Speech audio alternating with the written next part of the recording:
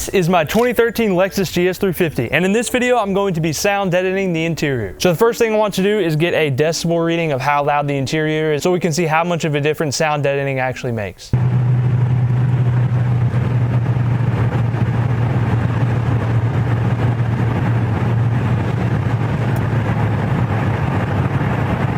Now, one of the biggest reasons I want to do this is currently my driver door, when you close it, it makes a metal kind of rattling sound. It kind of sounds like metal shaking around in there.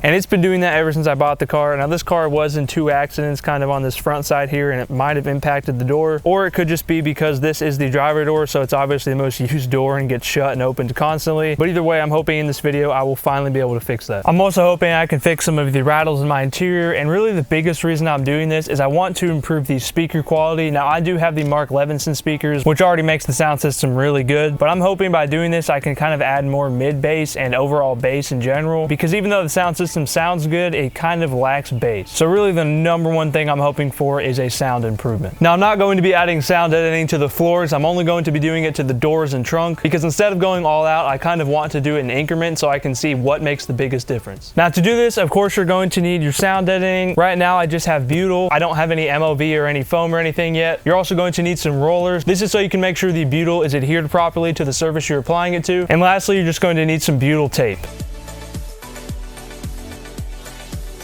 Now I'm just going to show you how to take the doors off. And I'm only going to show you on 2 doors because obviously the other 2 doors are the exact same. Now, to take off the doors, you're just going to need a Phillips head screwdriver and at least 1 pry tool. So the first thing we need to do is remove the plastic trim piece covering the door handle. So get your pry tool and stick it right in there and pry, and just like that, it came out. Now we need to remove the trim piece that has all the buttons on it. So go on this corner here and get it in between here and pull up just like that. And now you should just be able to pull it out. Now, before you do this, put your car in accessories mode and roll the window all the way down of the door you're taking off.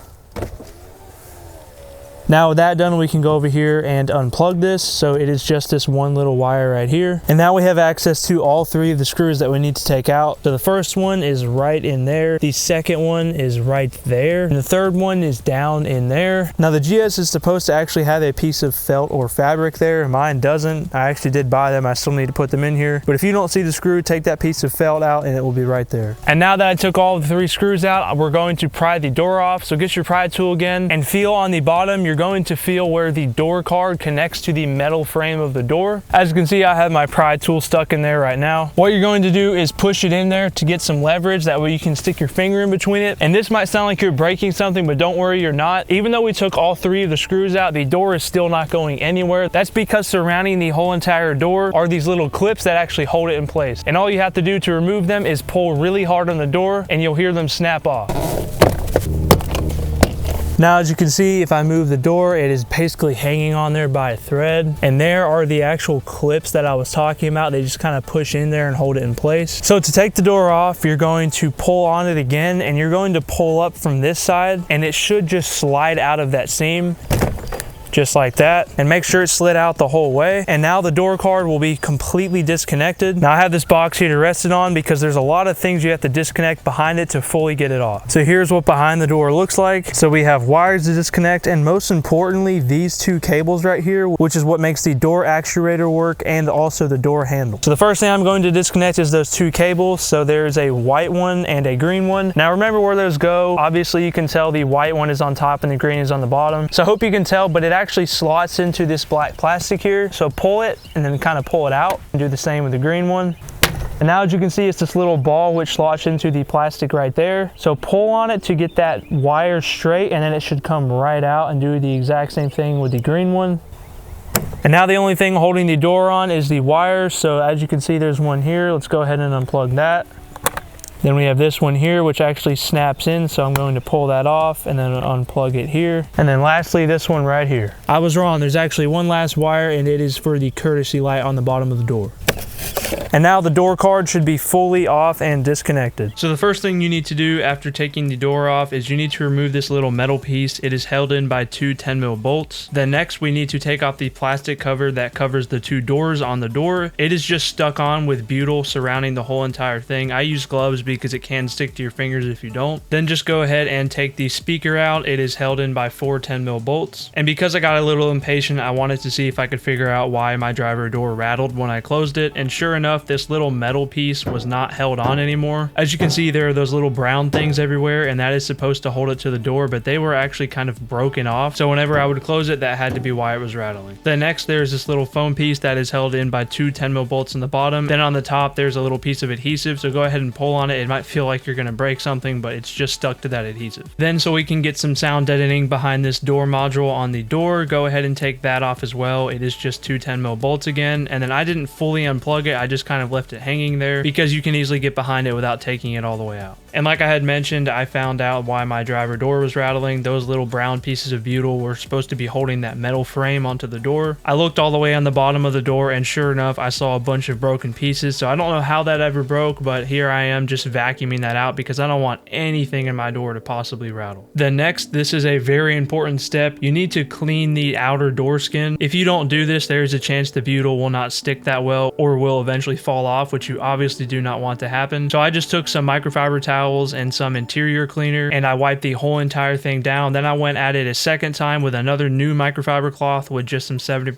isopropyl alcohol, and just made sure every surface I was going to be applying the butyl material was as clean as possible so it never comes off when it gets hot outside or really cold. Now here I am using the butyl tape to kind of repair the broken brown butyl where the driver door was rattling. So I lined the whole entire thing on the top and bottom, which is definitely overkill, but I did not want this thing to rattle again. And sure enough, I went ahead and tested it. After I applied the butyl to that piece, I closed the door, and it was so nice to hear that it did not rattle anymore. Now in all four of the doors, there is another piece of metal. It's like a tube. I'm pretty sure that is just for crash protection, so the door actually has a bit of structural integrity. That is also held onto the door by those brown pieces of butyl, so I went ahead and lined that on all four of the doors with the new butyl tape just to make sure there is no way it could vibrate at all. Here's just a little test during the process of how big of a difference adding butyl to the door makes.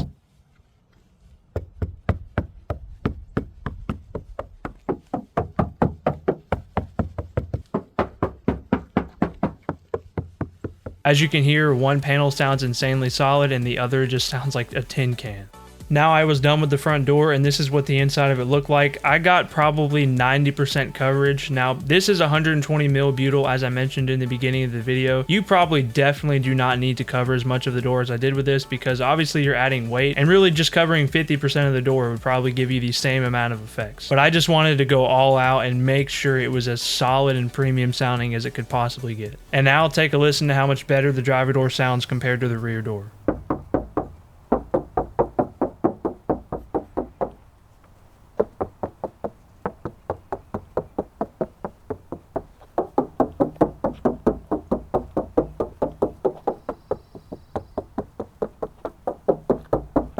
Now I also wanted to add the butyl material to the inner door frame instead of only doing it to the outer. Now you don't necessarily have to do this, but like I said, I wanted to minimize any single vibration that could possibly be there. And I'm really doing this because I want the speakers to sound better. So I feel like any single place the speaker is mounted to should definitely have some butyl on it to minimize vibrations. Now before I put that piece of foam back on, I just put a piece of butyl behind it to act as the adhesive, and that worked flawlessly. Now here's one of the biggest things I found out that I never really heard anybody mention when doing sound editing on the GS. But one of the biggest causes of vibration is not the speaker or the door switch or anything like that. It is actually the cables itself. Now all of these cables originally are covered in plastic, and the piece of plastic surrounding them is definitely too big. It's not a tight fit at all. And after so many hours of testing and not being able to figure out what the rattle was, I finally figured out that the wires inside of that plastic were rattling against it and actually making a really annoying rattling sounds. So if you have rattles in your door and you've already fixed your door switch, it's most likely that. So what I ended up doing was very carefully using an X-Acto knife and cutting off every single piece of plastic that had a wire inside of it. Now you have to be so careful when doing this. You could disconnect your battery, do whatever you want, but if you're going to do this, just be very sure that you're not cutting into a wire, because it would be so annoying to cut into the wiring harness and have to fix it. But after I finally cut off all of the plastic, instead of just leaving it there because there is a chance it could vibrate against the metal of the door, I covered every single wire in felt tape, so it still is protected. It's not like I'm leaving it bare, but this just ensures now the wire cannot rattle inside of a plastic frame and it cannot rattle against the metal of the door. I also noticed that my driver window would kind of rattle when listening to bass heavy music, so I went ahead and rolled it down and just put a bunch of grease on the actual regulator mechanism. That way there's no way it could vibrate against each other. And when everything is finished, this is what it should look like. And also, as you can see, I did not reuse the yellow plastic that originally covered those holes. Instead, I used butyl, and you're gonna have to cut around the butyl a lot because it is very hard to fit it in there. And I also used butyl tape to cover any holes. The reason I did this is because I want the speaker in the door to kind of be in a box, kind of like a subwoofer would be. You do not want any holes where sound can leak from. If I were to reuse the plastic that had the butyl on it, there would probably be a lot of gaps in the seam just because that butyl does not stick very well to the door. So your speaker essentially is leaking everywhere. You only want sound to come out of the speaker itself and nowhere else. So it's very important that you cover every single hole on the inner door skin, and I would definitely recommend using butyl to cover the two massive holes instead of reusing the plastic. And here I took it a step further. You probably don't have to do this, but like I said, I want to get the best sound possible. Now I have no idea if this really does help, but I added a bunch of butyl around the speaker on the door card just so there's no way anything could rattle. I also added a little bit on the top. That's not really going to help with anything though. It might just make the door card feel a tiny bit more solid. To be honest, I just wanted to reuse a bunch of tiny scraps I had and not waste it, so why not put it on the door card?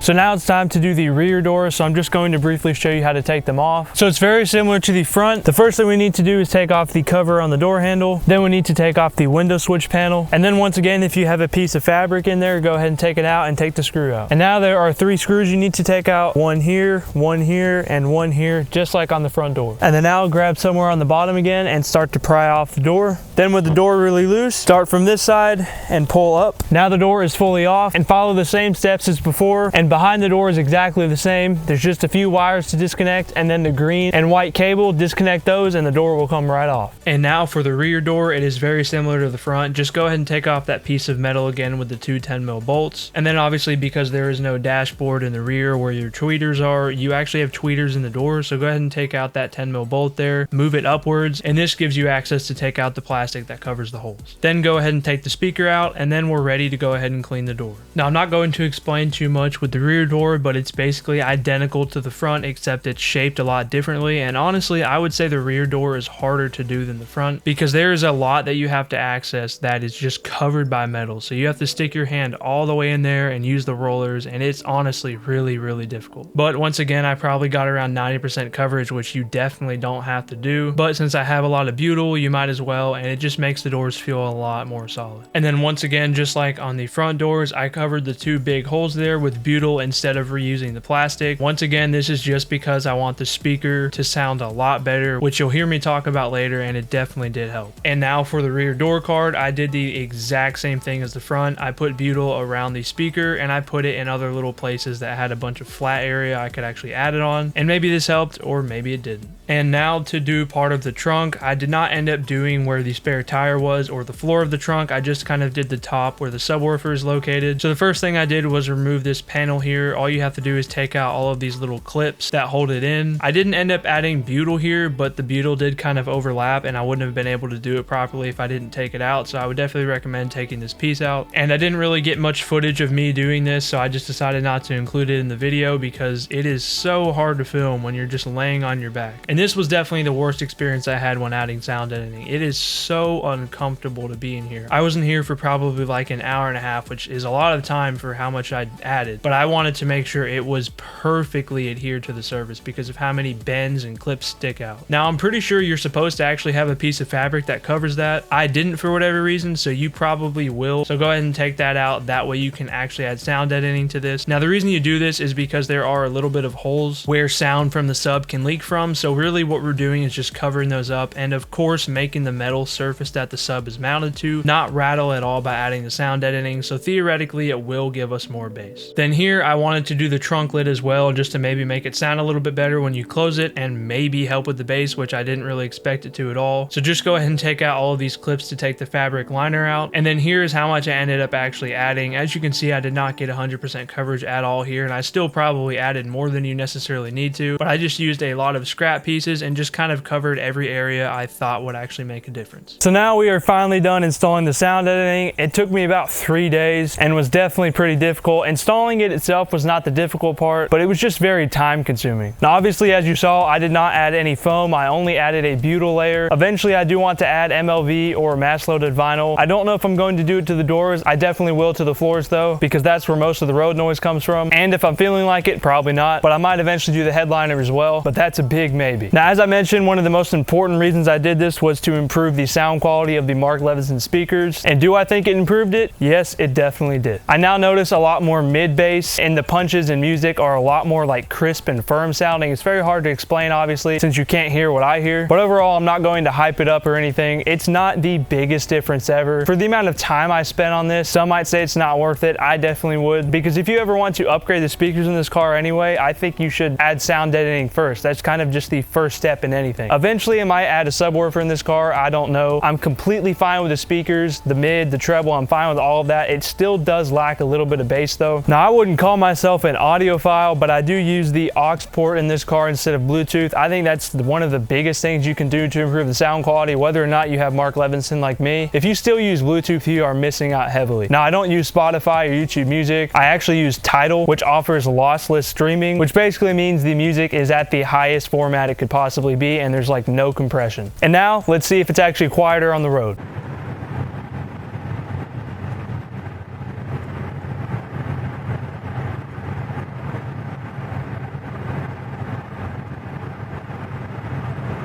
So yeah, as you saw on that test, it was only about 1 decibel quieter, and to be completely honest, I don't notice it on the road. You could really only tell if you compare the decibel readings. And yes, obviously I know I only added the butyl layer. Like I mentioned, I did not add any foam, MLV, or anything like that. If I really want this to be quieter, then I need to add some kind of foam, which yes, I do plan to do that eventually. So for the money I spent on this, which in my opinion was not that much, since I got some of the thickest butyl you can get, which is 120 mil, most people usually get 50 to 80. Now, I don't think you have to get nearly as much coverage as I did in the doors. I got probably almost 100% coverage. So I definitely did add a lot of weight. And if you're wondering, yes, the doors do feel noticeably heavier, but I'm definitely happy with how it turned out, and especially how much more solid and firm the doors feel. It's honestly pretty cool. And one of the biggest improvements, obviously, is I was finally able to fix that rattling sound in my door when I close it. That's one of the most noticeable differences, and I'm so glad that's finally gone, because it makes my car feel a little bit less cheap.